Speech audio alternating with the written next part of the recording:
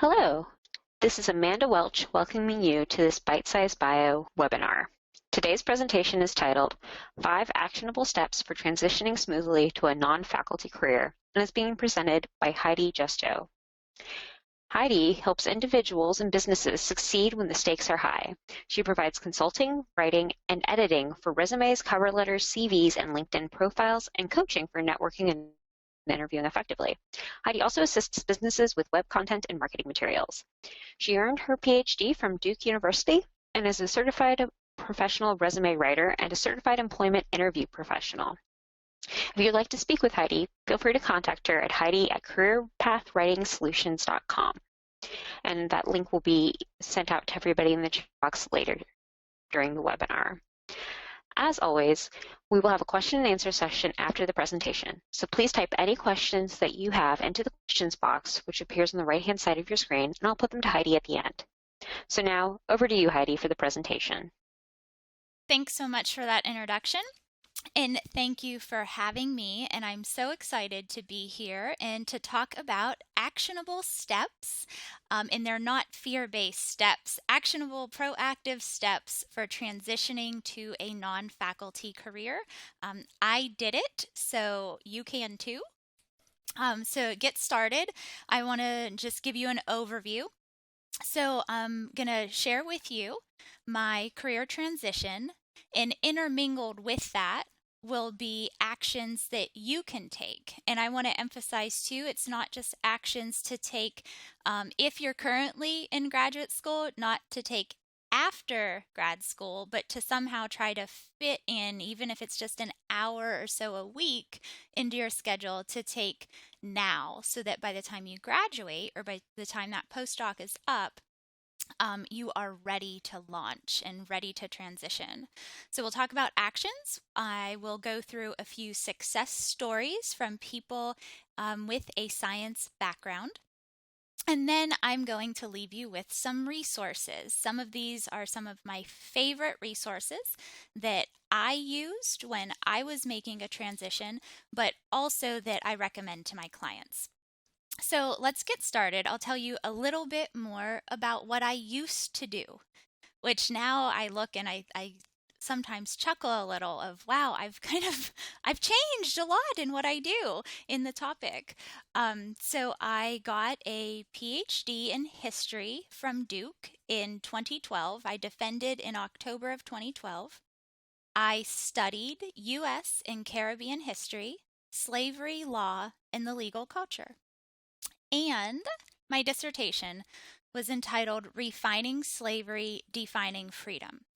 Slavery and Slave Governance in South Carolina, 1670 to 1747. So let's fast forward a little bit. What do I do now? So I launched my company in 2013 while I was in graduate school. For about the last 18 months of my dissertation, I was doing these steps. I wish someone told me about these steps ahead of time. I was figuring out what I wanted to do, and I was figuring that out, refining my ideas, and so I had some work commitments after I defended, and those mostly wrapped up, and I launched my business in April of 2013, so about 5 months later. Or 5, 6 months. So I help individuals and businesses succeed when the stakes are high. But what does that really mean? It means I offer consulting, coaching, writing, and editing services for a variety of things. The thing that unites my clients is that they come to me when it really matters, when those stakes are high. So I help with resumes, CVs, cover letters, LinkedIn, and interview preparation, job campaign coaching, and I've switched to calling it to campaign instead of a search or a hunt, right? Campaign, where we go door to door. We're very proactive in this. So job campaign coaching. For businesses, I may help with proposals, letters, websites, marketing material. And I also offer admissions consulting and tutoring for the undergraduate level as well as the graduate and professional school level. So I went from being a historian to owning a consulting firm. It's been, in some ways, it has seemed like a big transition. In other ways, it has seemed incredibly logical. And a key message I want to send to everybody is that I know, so I'm an optimist and I embrace that and I'm upbeat and I want these steps to feel energizing in things that are doable, right? They are actionable steps. But I also realize that it's easy for me to look back and say, oh, this is all you have to do and you'll be fine. So it's not to say that when I did this transition, I didn't feel like there was some struggle and uncertainty and hardship. So what I would say to you though is embrace that struggle, embrace the hardship, embrace uncertainty. Have faith in yourself and your ability to figure it out, whatever it is. I believe almost all of you listening in are going to have some type of a background in research, right? Most people with the PhD, something that unites someone with a PhD or someone who almost has a PhD is that we know how to research. That crosses all disciplines. So my point is, you have that skill. You can use those research skills to really figure out what it is you need to do and how you can do it. So just keep that in mind. Even though I'm real upbeat and happy about this, no, I get it. It can be tough, but you can do it. So with that said, let's dive into the steps. So step 1, it sounds easy, but maybe it's the most challenging one. Listen to yourself. What I mean is listen to your actions and not just what you tell yourself. So how does this apply to me? I kept talking about how I was going to be a professor. But I read Versatile Ph.D. almost every day while I was working on my dissertation. If you don't know about Versatile Ph.D., you should check it out. It is a website and private forum for people to ask questions, to share stories, to share challenges, inspiration, everything about what can I do with a PhD other than be a professor. So I read that. I declined opportunities for teaching assistantships and research assistantships, right? These are prime opportunities for a professor in training, and yet I didn't take them all the time. I realized I had a preference for working with people one-on-one or in small groups. So my idea of a great day wasn't speaking to a lecture hall of hundreds of students and that being my primary mode of teaching. I like teaching and interacting in smaller groups. It's not to say I don't like the larger groups, but I did have that preference. And also, I talked about having a side business, even though it wasn't practical. And when I say it wasn't practical, I really mean it wasn't practical. How in the world are you going to be a tenure-track professor, try to get your book out, which in my discipline, that is the key marker for getting tenure. I do have some hobbies. I like to garden and do all those little, typical things. And oh, by the way, I have 2 children. And somehow I was trying to brainstorm, how am I going to have a side business? Because I'd really like to do that. So it just wasn't practical. My actions, some of these things that I was doing, was not pointing toward, yeah, I can't wait to go back into the archives to do more research to get my book out. And maybe most important, thoughts of a tenure-track job literally made me feel sick. It's not that I felt like I couldn't do it, but I got filled with dread. My stomach literally started to feel upset when I thought about having that job. It's nothing against it, but those actions, the way my body was physically reacting, was telling me this isn't for you. Okay, so listen to yourself. If any of those things you can relate to, take a moment and say, well, what does this really mean for me? What am I really interested in? Okay, so if you listen to yourself, then our next step is for you to explore your options, which can be overwhelming. It can be exciting. Hopefully, at least it's some fun. Um, Use your university's Career Center and other resources. Okay, so if you are tied to a university, if you have that connection, make sure you seize the opportunity that it brings, because career centers often offer complimentary personality assessments. They offer coaching. They offer critiques of resumes. They offer so much. For me, Duke University's Career Center helped me realize higher education did not fit my personality. I took an assessment, and I forget which one it's called, but I chuckle every time I think about it. My top position was something like being a general in the military, because I'm not afraid to make a decision. And one of my worst fits in terms of industry was higher ed. So that gave me some, it wasn't the end all and be all, but it was one piece of the puzzle that helped explain why maybe higher ed wasn't the best fit for me.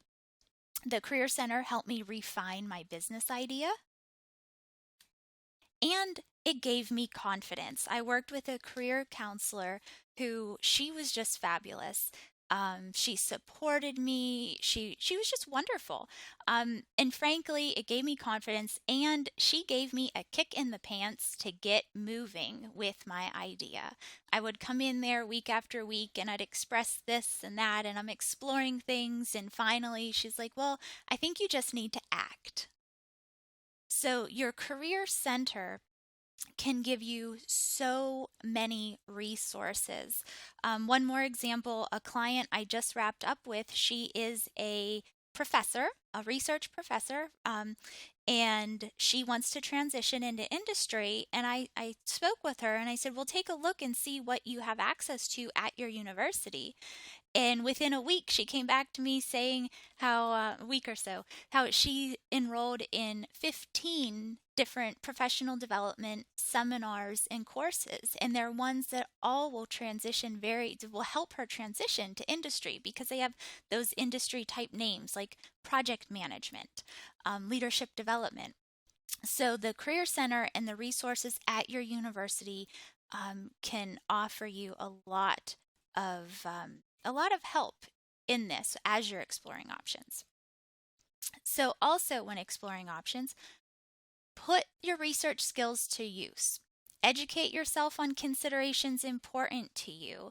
So maybe you don't want or feel like being a faculty member isn't the best fit for you, or frankly, maybe you feel pushed out because we know the job market isn't great. So educate yourself on what is out there. And think about what matters to you. What location do you want to live in? Do you want to live in sunny Florida or Wisconsin and be up there with the Green Bay Packers? What type of company do you want to work for? Read up. What's it like to be working for a large corporation that may have some really great benefits to it versus a small startup? You can think about what industry. Do you want to work for the federal government? Broadly speaking, the federal government. Do you want to work for for-profit companies, for nonprofit companies, for NGOs, etc.? Think about work-life balance. That is a big, big, big consideration for a lot of people. Don't get out of academia because you don't want to work 70 hours a week and then, I don't know, go into becoming a Wall Street trader, because I'm guessing they work a lot too. So try to be realistic of what a job is. If you want X job, does it fit with the location where you want to live, with the type of company you want, with the work-life balance you want? Also, and a lot of academics don't like to talk about this, but think about salary and benefits.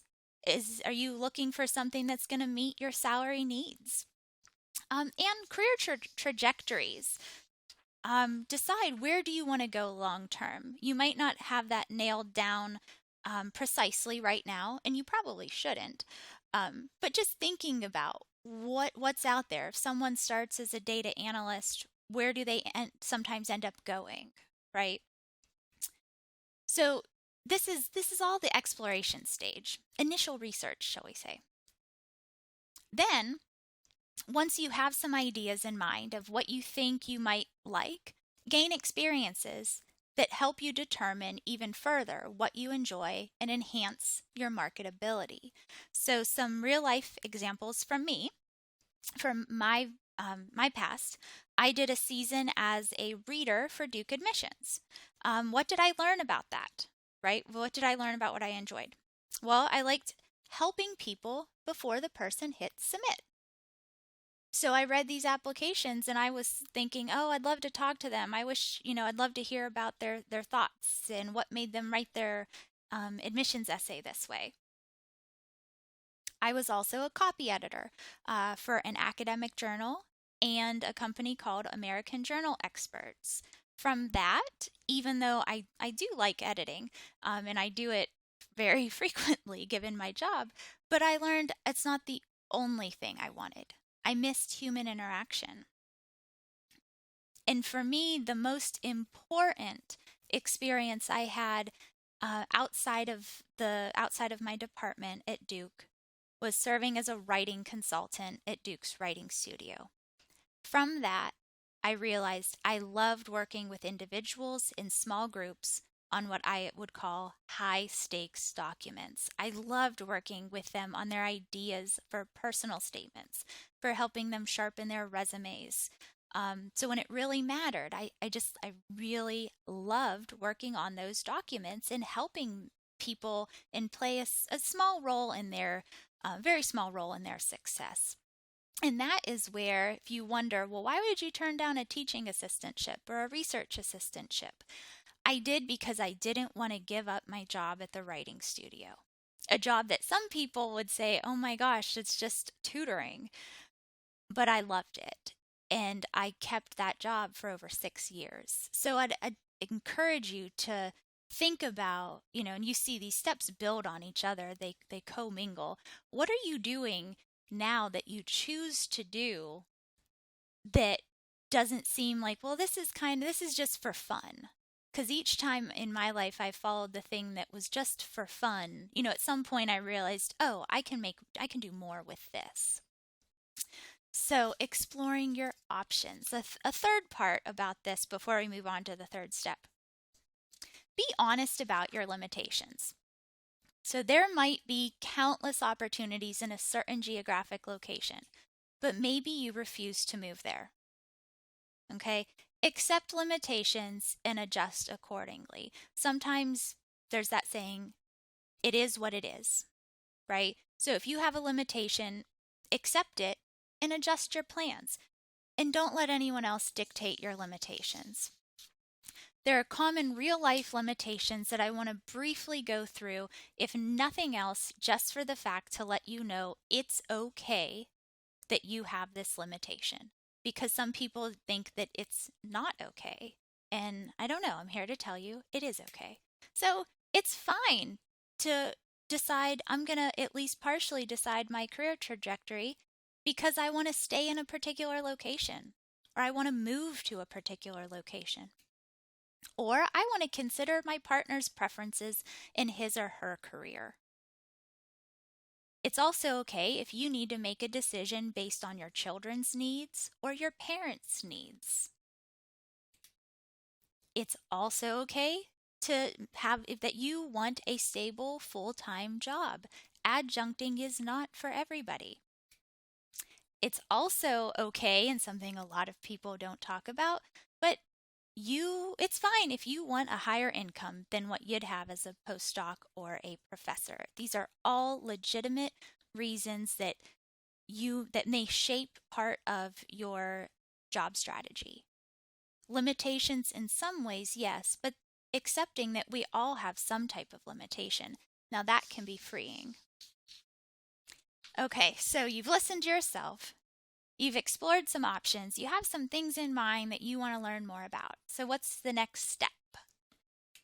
The next step is talking to people about it. So conduct informational interviews.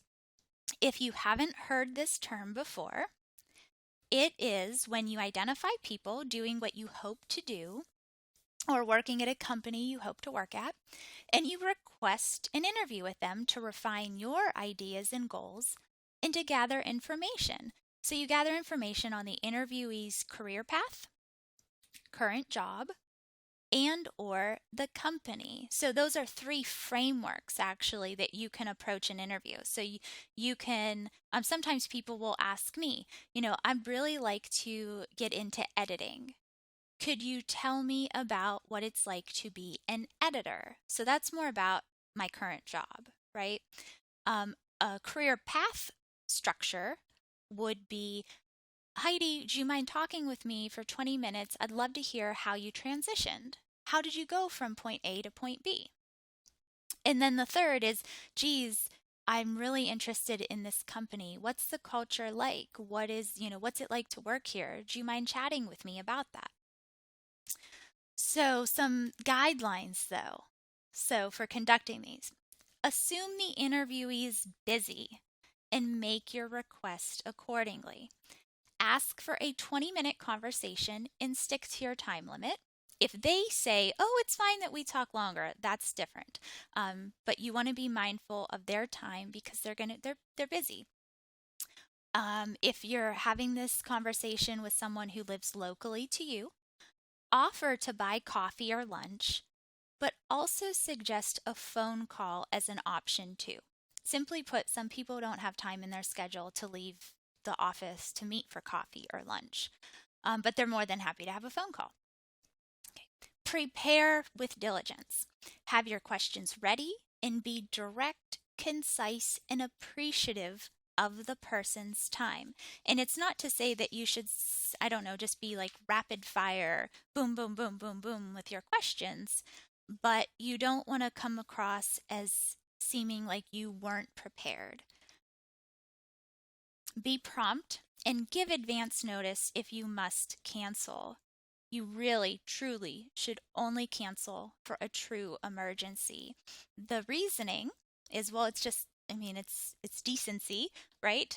But you don't know, if you make a good impression on somebody, you don't know what may happen. You never go into an informational interview asking for a job.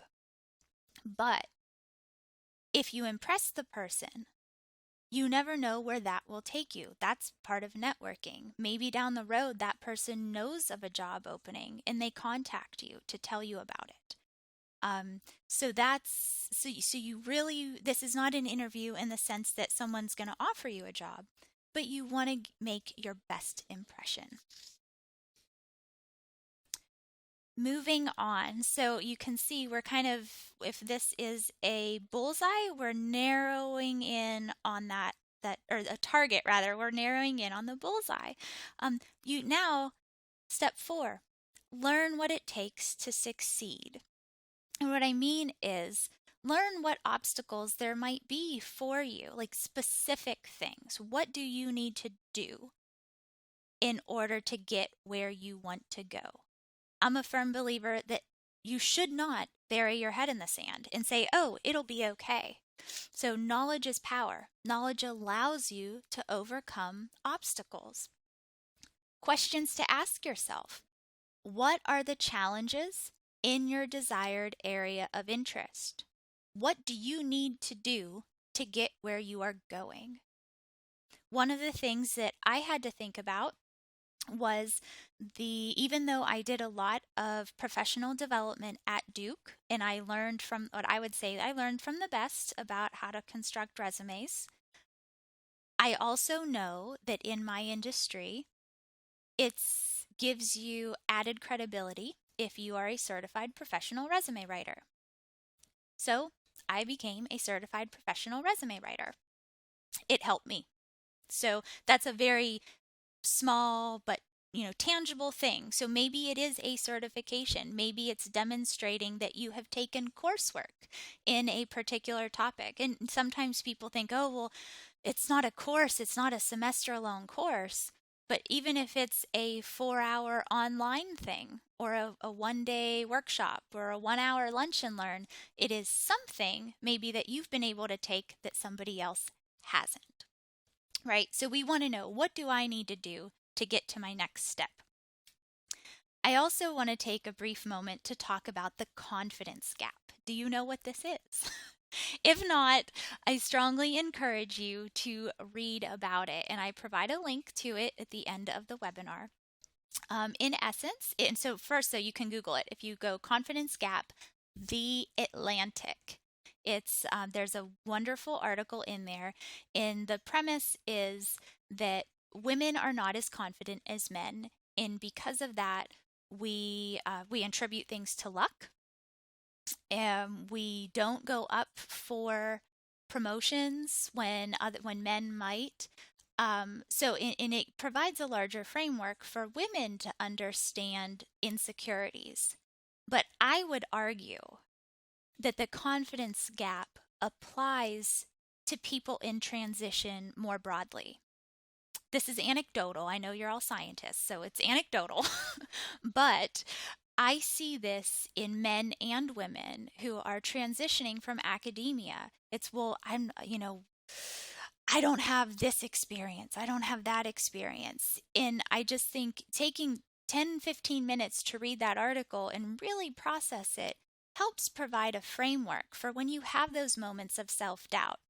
It gives you an idea of, well, this is part of something larger than myself, right? Maybe I actually don't have that certification that I need, but that's something I can get.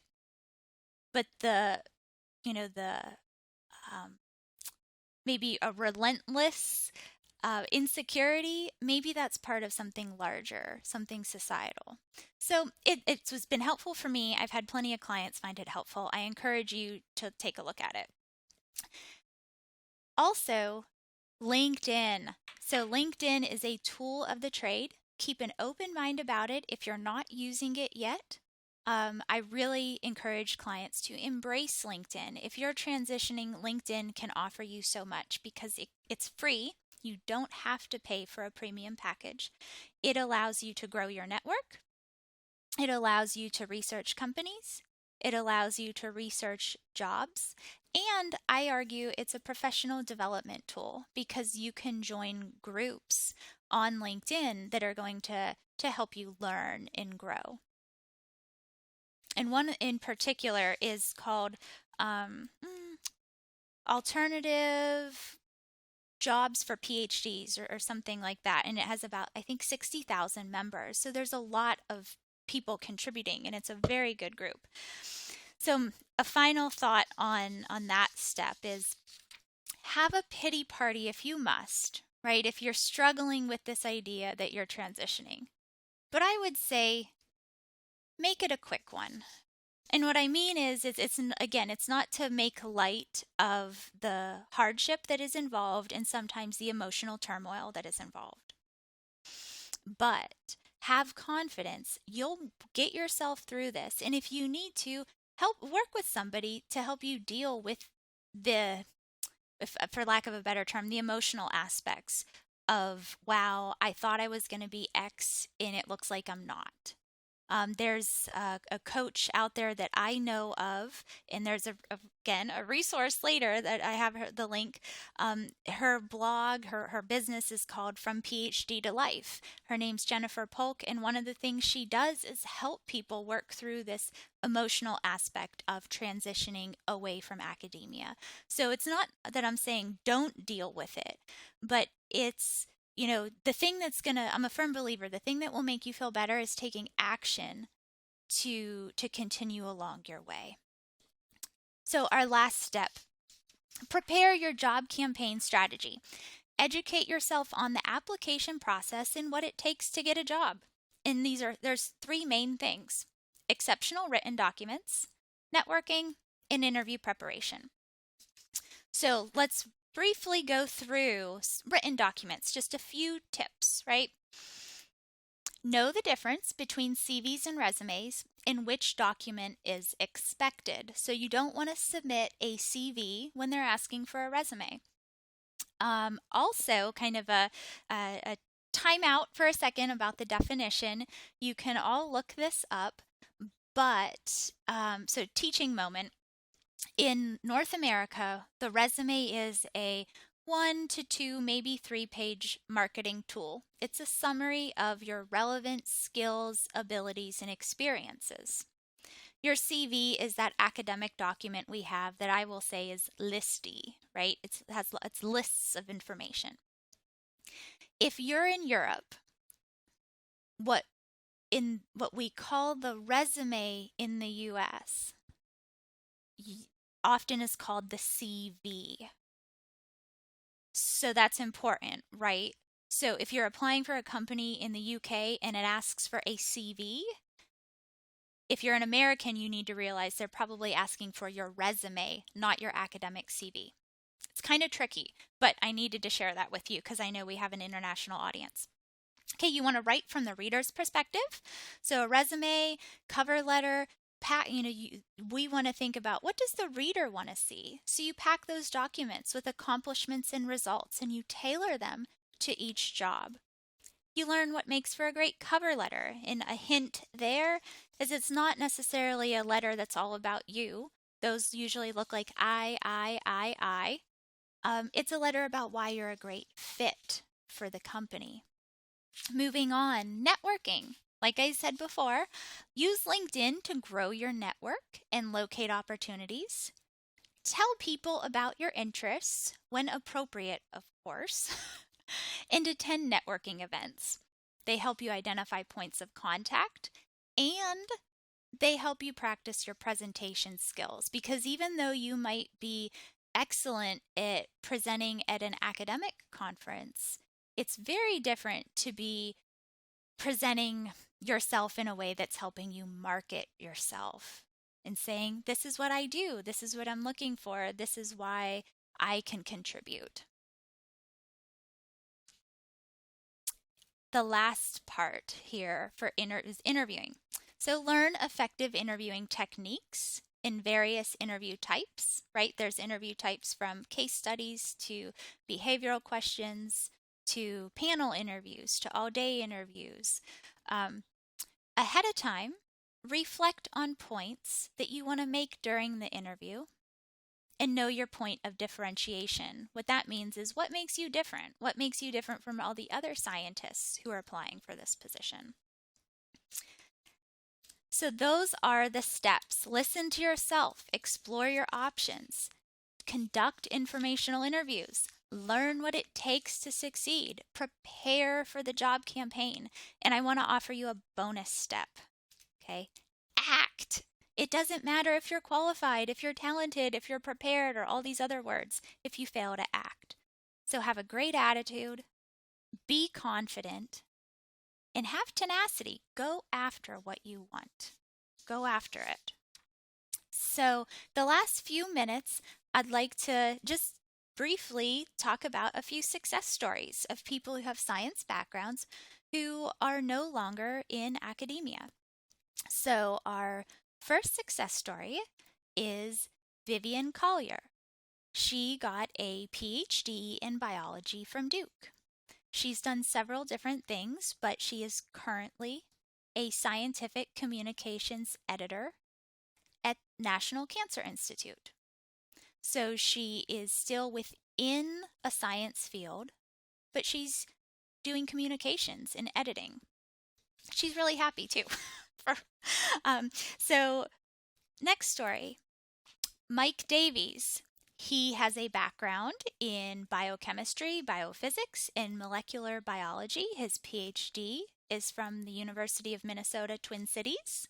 Mike took a different turn completely, and he became a financial advisor. And I know it's a position he loves. And he also founded the Life Science Networking Group in Morrisville, North Carolina. A third person is Steve Greenbaum. He got a PhD in immunology from Duke. He is currently Vice President of BAI in the areas of life science, biodefense, homeland security. and he's a managing partner of a firm called Cyversify. So these are all three people, and this is just a sampling. You can see they took very different routes. Steve is clearly up at the kind of that higher level of management and helping run an organization. Mike is an entrepreneur in his own way. He's doing he's financial advisor. That's a big difference from being in the sciences. And Vivian is still in that field, yet doing communications editing. A third person that I don't have a slide, but this is someone who is still a practicing scientist, but she is in industry. So this person received her Ph.D. in muscle protein metabolism from the University of Texas Medical Branch, and she is currently a senior scientist in the R&D department, the Scientific Affairs Division for Beachbody. So Beachbody, if anybody knows the very popular workout programs like P90X, that's the company that produces those. And so she is still a scientist. It's just not within academia. So further resources. I have 2 slides of these, then I will be finished. So like I said earlier, From PhD to Life. This is run by Jennifer Polk, and she offers individual coaching and consulting, but there's so many resources on her website, and she has a huge Twitter following too. Strengths Finders. This is an assessment tool that for like $10 online, you can take it in half an hour. It shows you your top strengths. When I took it, I think I put a tweet out there that said, "This is creepy." I read my results, and it explained perfectly why I went from being a historian to a resume writer and consulting firm owner. It's well worth the $10 to take that assessment. And it helps, again, it's just one piece of the puzzle, gives you perspective on what am I really good at. PhD Career Guide. This is a website, and it's run by a man who is, I'm trying to remember his specific discipline. He's in the STEM field. So it's a wonderful website filled with information about what it looks like, a career guide for PhDs. Lynda.com. If you don't know about this website, you should take a look. It has thousands of different courses that you can take for professional development. So maybe you realize that what you want to go into involves that you have got to be a power user of Microsoft Excel. Well, Lynda will offer courses on that. In their self-study, there is a fee, but, if you're affiliated with your university might have a subscription, which means you sign in with your secure ID and you have access to those courses for free. That's all stuff that can help position you on a resume that, hey, I have these skills that you want for this job. Last page of resources. LinkedIn, by now you should know, I love LinkedIn. I think it's just so valuable. It's free. There's limitless possibilities for networking, researching opportunities, and growing your network. The confidence gap, which I shared earlier, I did a Google shortener, a URL shortener, but if you Google the Atlantic confidence gap, you'll find it. Like I said, it's well worth the read. It can help provide a larger framework for understanding the feelings you might be feeling while you're going through this transition. Amy Cuddy, for those of you who have not heard her speak or read her work, she has the second most watched TED Talk. And it's about the importance of body language and the power of body language and how it can empower you. And her book came out last week. It's called Presence, Bringing Your Boldest Self to Your Biggest Challenges. Amy Cuddy is a professor at Harvard, and her work, again, is just, it's incredibly interesting and I think empowering, because in a nutshell, what she's saying, one of the things is just the way your body language can help you in high pressure situations. That's a very simplified version of what she says. And last, last but maybe not least, my website has tips and resources. So I will periodically write some blog posts and list resources and give updates that cover information for people looking for jobs, for people in transition, and on writing well. And with that, I will say thank you. I greatly appreciate your attention, and I hope that you found this helpful and empowering. So thank you. Thanks, Heidi. That was an excellent presentation. We have a few questions in the audience. If anyone else has a question, please feel free to post it in the questions box that appears on the right of your screen.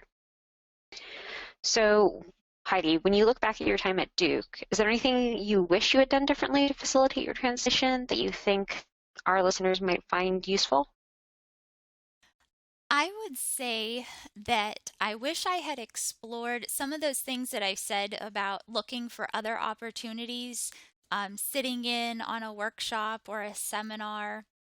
I wish I had done that, and I wish I'd seen what I could have done in terms of business development, it's like of developing my knowledge of business. So Duke has an incredibly good business school, and I think I may have been able to audit courses. I think. But I can't even say that with certainty because I never looked into it. And in hindsight, I wish I did. So taking advantage of those types of resources, even if you're not certain, if you think, oh, this might be helpful, I'd encourage people to seriously think about marking out the time on your calendar, especially if it's that 1 or 2 hour workshop, because it really might be helpful. I wish I had done that to develop my understanding of, growing a business in the business world. Yeah, that makes a lot of sense. I know that there's a lot of at the university I did my postdoc, there's a lot of opportunity to be able to audit anything, and sometimes there's employee assistance programs where they'll actually pay for you to get credit too. Yeah, and that's nice to add credentials. Absolutely. I mean, when I think I could have audited classes there, oh my goodness, what was I thinking, right? Like I should have been. But you can't beat yourself up, but it's certainly a message I tell people, like, see what you have at your fingertips, because once that affiliation is gone, so many of those resources are gone with it. That's very true. And so is there anything about your current job that has pleasantly surprised you? Something that maybe you didn't think about when you decided to leave academia, but that you now appreciate? So one of the things that I found out from Strengths Finders, is that I'm a learner. So that assessment tool will categorize you as a learner, achiever, all different things. And I'm a learner, and I'm always learning.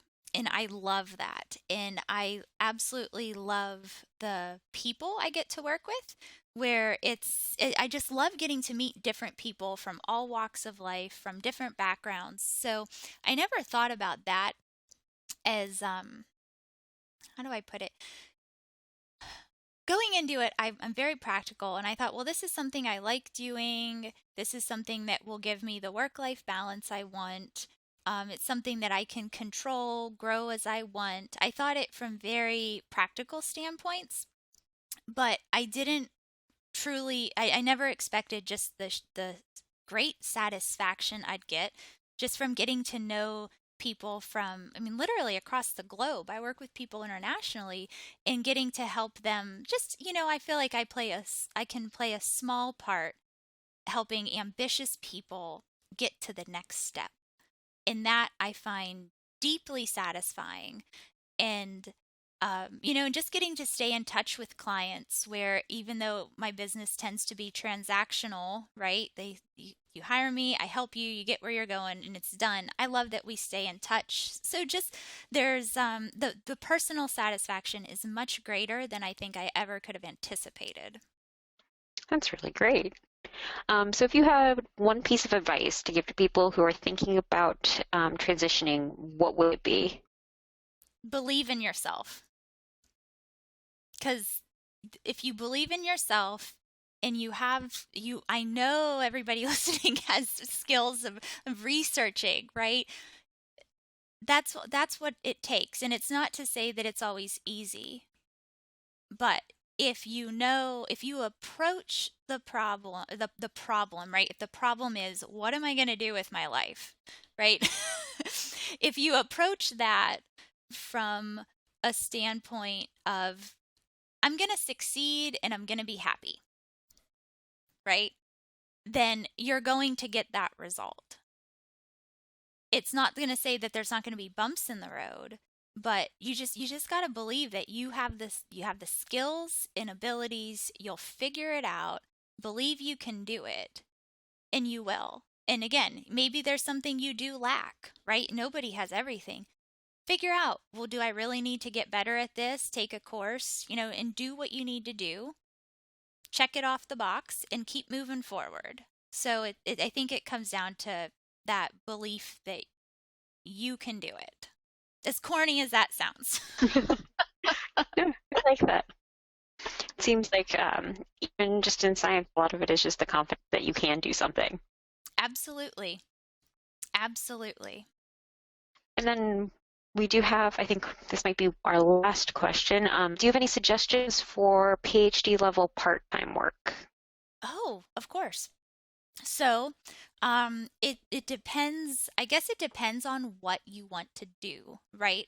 So I know plenty of people who, if they want to get into anything that has to do with writing or editing, whether that is, technical writing or anything like that, the Vivian, kind of what she did, right? You can do that freelance. You can do stuff that is contract based.